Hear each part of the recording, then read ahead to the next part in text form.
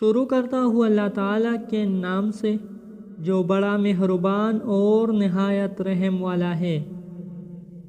حضرت عائشہ رضی اللہ تعالیٰ عنہا سے مروی ہے کہ رسول اللہ صلی اللہ علیہ وسلم سے ایسے شخص کے بارے میں دریافت کیا گیا کہ جس کو کپڑے پر تری دکھائی دے لیکن خواب میں احتلام یاد نہ ہو۔ آپ صلی اللہ علیہ وسلم نے ارشاد فرمایا کہ ایسا شخص غسل کرے۔ اور جب آپ سے دریافت کیا گیا کہ جس کو خواب یاد ہو لیکن کپڑے پر تری نہ دیکھے تو اس کے بارے میں فرمایا کہ اس پر غسل واجب نہیں ہے۔ ام سلیم نے عرض کیا کہ یا رسول اللہ صلی اللہ علیہ وسلم، اگر عورت کو بھی احتلام ہو اور اس کو تری نظر آئے کیا اس پر بھی غسل واجب ہے؟